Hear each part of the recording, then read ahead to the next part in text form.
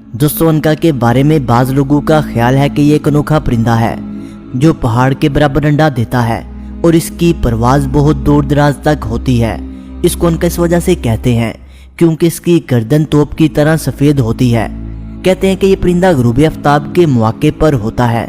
इस परिंदे के मुतल्लिक काज़ूनी का कौल है कि ये तमाम परिंदों में से बड़ा परिंदा होता है।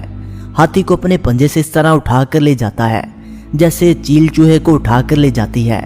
ज़माने कदीम में अनका इंसानों के साथ रहता था, लेकिन इंसानों को इससे अजियत पहुंचती थी, इसलिए इंसानों का इसके साथ रहना दुश्वार हो गया।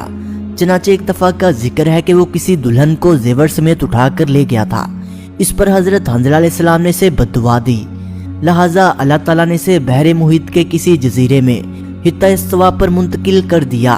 इस जजीरे में इंसानों का गुजर नहीं है, मगर इस जजीरे पर जंगली जानवर अज किस्म हाथी, गैंडा, भैंसा और गाय बैल बकसरत मौजूद हैं। अनका जिस वक्त परवाज करता है तो इसके परों की आवाज ऐसी निकलती है जैसे कि बिजली गरज रही है या जोर का सैलाब बह रहा हो। ये 1000 वर्ष जिंदा रहता है।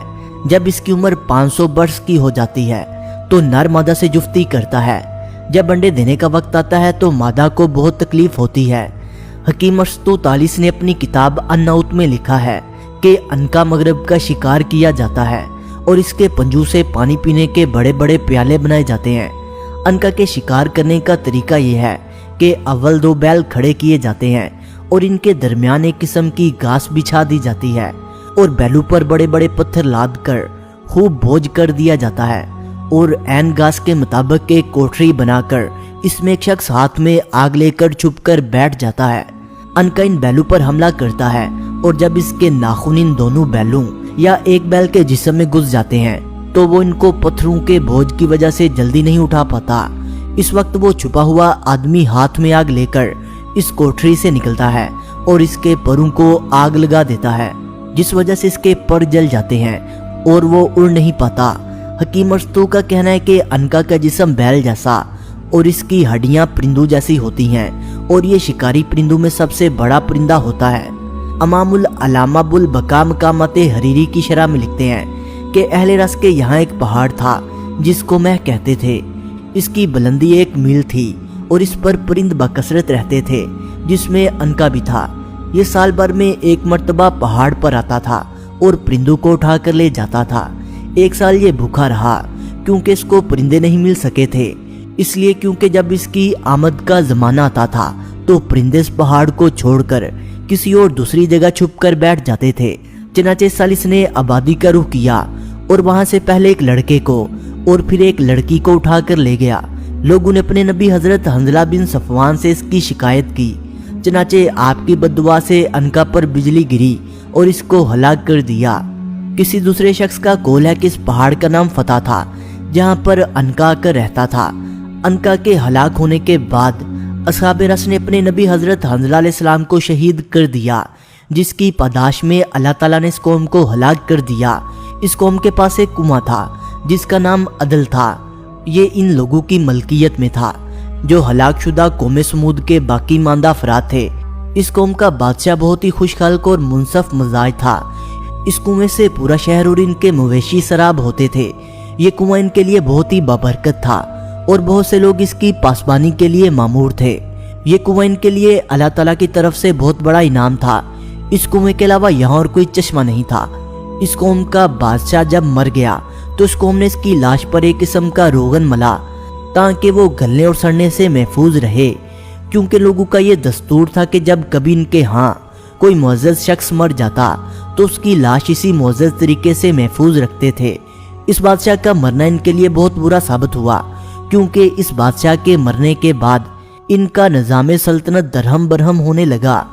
चनाचे सल्तनत की ये हालत देखकर सारी कौम रोने पीटने लगी। चनाचे शैतान मलून को इस कौम को गुमराह करने का अच्छा मौका हाथ आ गया।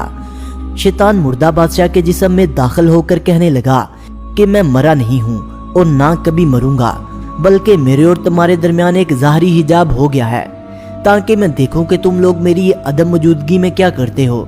ये बात सुनकर सब लोग बहुत खुश हुए और उनमें से जो लोग मुमताज थे इनके ईमान से इन्होंने बादशाह और लोगों के दरमियान एक पर्दा डाल दिया ताकि पर्दे के पीछे से वो इनसे मिलता रहे।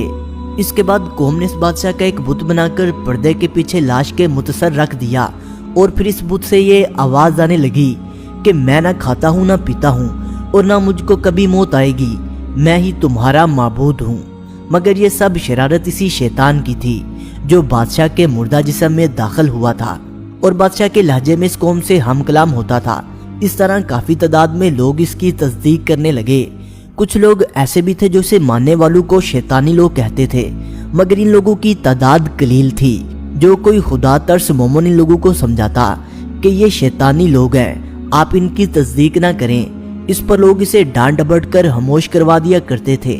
چنانچہ دھیرے دھیرے اس قوم میں کفر اور بت پرستی کا آغاز ہوا، اور جب اس قوم کی سرکشی بڑھ گئی تو اللہ تعالیٰ نے اس قوم پر ایک نبی مبعوث فرمایا جس پر خواب میں وحی نازل ہوتی تھی۔ یہ نبی حضرت حنظلہ علیہ السلام تھے۔ آپ نے اس قوم کو بہت سمجھایا کہ اس بت کے اندر روح نہیں ہے بلکہ شیطان اس کے اندر سے بولتا ہے، اور یہ کہ حق تعالیٰ کسی مخلوق کی صورت میں ظاہر نہیں ہوتا، لہٰذا تمہارا یہ مرا ہوا بادشاہ ہرگز خدا کی خدائی میں شریک نہیں ہو سکتا۔ آپ نے لوگوں کو چند نصیحتیں فرمائی، مگر ان لوگوں نے نصیحتوں پر عمل نہیں کیا، بلکہ الٹی یہ قوم آپ کی دشمن بن گئی، آپ کو اذیتیں پہنچانے لگی اور آپ کو شہید کر دیا، جس کی وجہ سے اللہ تعالیٰ نے اس قوم پر عذاب نازل فرمایا۔ اور ایک رات جب یہ قوم کھا پی کر آرام سے سو گئی تو اللہ تعالیٰ نے اس کنویں کو خشک کر دیا۔ صبح کو جب لوگ جاگے تو ان کو یہ حال معلوم ہوا، اور آخر میں ان کا یہ نتیجہ نکلا کہ پوری قوم مویشیوں سمیت پیاس سے تڑپ تڑپ کر مر گئی، اور پوری بستی درندوں کا مسکن بن گئی، اور بجائے انسانوں کے جنوں اور شیروں کی آوازیں آنے لگیں، اور تمام باغات خاردار جھاڑیوں میں تبدیل ہو گئے۔ علامہ طبری رحمۃ اللہ علیہ فرماتے ہیں کہ ابن خلکان نے اپنی تاریخ میں لکھا ہے کہ مصر کے چڑیا خانے میں ایسے عجیب و غریب پرندے جمع تھے جو کسی بادشاہ کے پاس بھی نہیں تھے۔